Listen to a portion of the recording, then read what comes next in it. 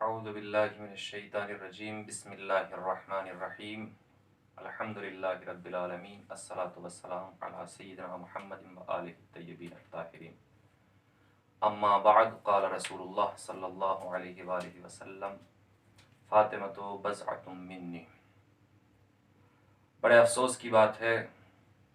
اور بڑے افسوس کا مقام ہے کہ ایک شخص بنام آصف اشرف جلالی آ کر کہتا ہے اور جناب فاطمہ زہرا سلام اللہ علیہ کی شان میں گستاخی کرتا ہے۔ اس کا مطلب یہ ہے کہ اس نے تاریخ کو نہیں پڑھا ہے۔ اگر وہ تاریخ کو پڑھتا تو اس طرح کی بات نہیں کرتا اور جناب فاطمہ کی شان میں گستاخی نہیں کرتا، جبکہ یہ خود اس کی فکر نہیں ہے بلکہ یہ اس کے اسلاف کی فکر ہے۔ یہ وہ فکر ہے کہ جو ثقیفہ سے چلی تھی اور اس فکر کو بنی امیہ نے ترویج دی، اور پھر اس کے بعد ابن تیمیہ اور ابن قیم جوزی اور پھر اس کے بعد محمد ابن عبد الوہاب، اور آج بھی اس طرح کی فکر کے لوگ پائے جاتے ہیں، جیسا کہ اس نے اپنے آپ کو ظاہر کیا ہے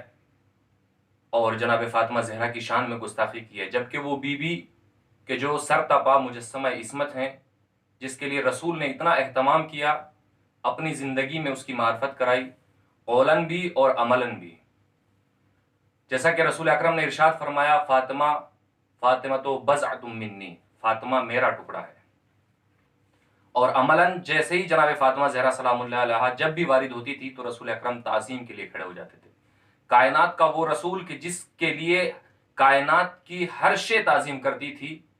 وہ جناب فاطمہ زہرا سلام اللہ علیہ کے لیے کھڑے ہوتے تھے، تو اس کا مطلب یہ ہے کہ وہ بتانا چاہتے تھے کہ فاطمہ کس مرتبے اور کس عظمت کی حامل ہے۔ جبکہ ہم روایات اور قرآن کو دیکھتے ہیں تو جناب فاطمہ زہرا سلام اللہ علیہ کی عصمت اور ان کا صدیقہ ہونا قرآن سے ثابت ہوتا ہے، اور یہ شخص کہتا ہے کہ نعوذ باللہ وہ خطا پر تھیں،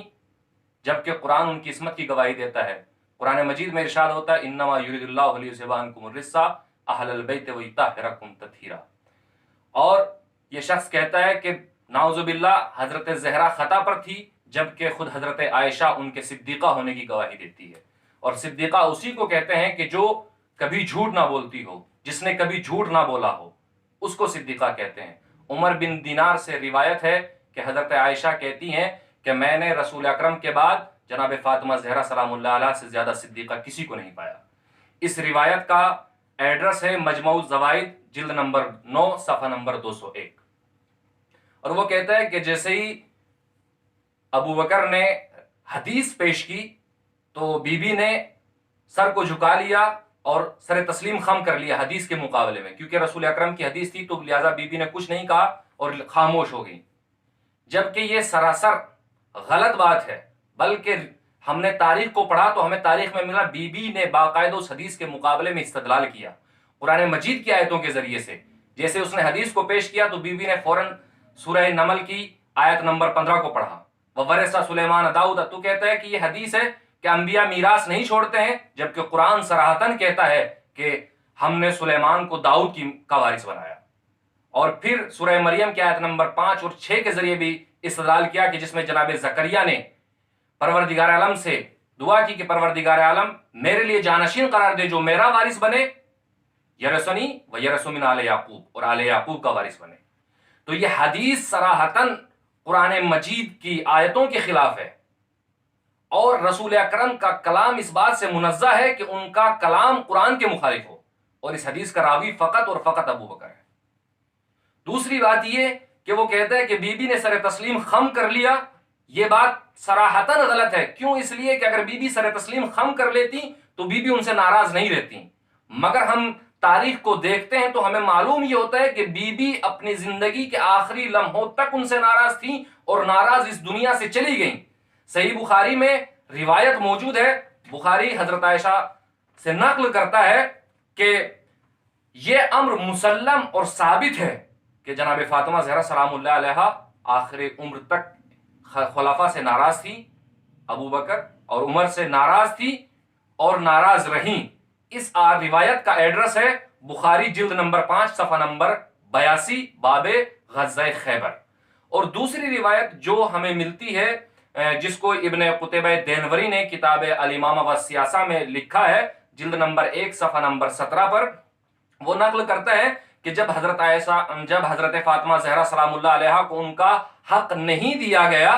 اور بی بی ان سے ناراض تھیں، اور یہ دونوں حضرت بی بی کی عیادت کے لیے پہنچے اور ان سے رضایت حاصل کرنے کے لیے پہنچے، تو بی بی نے اذن دخول نہیں دیا،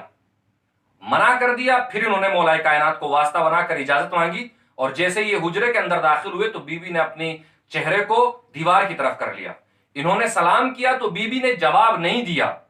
اور پھر انہوں نے کہا کہ بی بی ہم نے آپ کے بارے میں بہت زیادہ سنا ہے، آپ کی شفا کے بارے میں، آپ کے کرم کے بارے میں، آپ کی بخشش کے بارے میں۔ تو بی بی نے ان سے مخاطب ہو کر کہا کیا تم نے نہیں سنا کہ رسول اکرم نے ارشاد فرمایا ہے کہ جس سے فاطمہ ناراض رہتی ہیں اس سے میں ناراض رہتا ہوں، جو فاطمہ کو دوست رکھتا ہے میں اسے دوست رکھتا ہوں۔ تو میں آج اللہ کو اور اس کے رسول کو گواہ بنا کر کہتی ہوں کہ میں تم دونوں نے مجھے اذیت کی ہے اور میں تم سے ناراض ہوں۔ پھر اس کے بعد ابو بکر نے کہا کہ شہزادی میں آپ کے لیے ہر نماز کے بعد دعا کروں گا۔ تو اس وقت شہزادی نے کہا کہ میں ہر نماز کے بعد اللہ سے تیرے لیے نفرین چاہتی ہوں۔ یہ ہم نے روایات سے ثابت کر دیا کہ بی بی آخر عمر تک جب تک اس دنیا سے گئی تو ان سے ناراض اس دنیا سے گئی ہیں۔ اور دوسری احادیث جو جزء بخاری میں بھی نقل ہے اور جو دوسری اہل سنت کی کتب میں بھی موجود ہے، صحیح بخاری جلد نمبر 3 صفحہ نمبر 1374 باب مناقب فاطمہ میں ہے کہ فاطمہ تو بضعۃ منی فمن اغضبها اغضبنی، کہ فاطمہ میرا ٹکڑا ہے، جس نے فاطمہ کو غضبناک کیا اس نے مجھے غضبناک کیا۔ اور دوسری روایت جس کو حاکم نیشاپوری نے المستدرک میں نقل کیا ہے جلد نمبر 3 صفحہ نمبر 153 پر، وہ یہ ان اللہ یغضب لغضبک ویرضا لرضاک، اے فاطمہ اللہ تیرے غضبناک ہونے سے غضبناک ہوتا ہے اور فاطمہ تیرے راضی ہونے سے اللہ راضی ہوتا ہے۔ تو آپ خود بتائیے کہ رسول اکرم کی احادیث کے تناظر میں کہ بی بی ان سے کس موقع پر راضی رہیں۔ اور دوسری روایت جس کو ابن ابی حدید معتزلی کا جو قصہ ہے وہ بیان کرتا ہے کہ جب میں نے واقعہ فدق کو پڑھا اور پڑھنے کے بعد میرا دماغ حیرت میں چلا گیا، میں متعجب ہوا کہ ایسا کیسے ہو سکتا ہے کہ دو صدیقوں کے درمیان جھگڑا ہو، دو صدیقوں کے درمیان نزاع واقع ہو۔ حقیقت میں ان میں سے ایک جھوٹا ہے اور ایک سچا ہے۔ جب میں متحیر ہوا، میں متعجب ہوا، تو میں اس سوال کو لے کر اپنے استاد علی فارقی کے پاس پہنچا، اور جب میں نے ان سے اس کے بارے میں پوچھا تو انہوں نے کہا کہ فاطمہ کے صدیقہ ہونے میں کوئی شک نہیں ہے، فاطمہ کا صدیقہ ہونا مسلم الثبوت ہے، اور جبکہ ابو بکر کے بارے میں بھی صدیق کہا جاتا ہے، لیکن اگر آج فاطمہ کے صدیقہ ہونے کی وجہ سے فاطمہ کو فدق دے دیا جاتا تو اگر کل فاطمہ دعوی خلافت کرتی تو پھر ان کو خلافت بھی دینا پڑتی۔ اس کا مطلب یہ ہے کہ فدق اس لیے نہیں دیا گیا کہ اگر فدق دے دیا جاتا تو پھر خلافہ کو خلافت سے ہاتھ دھونا پڑتے۔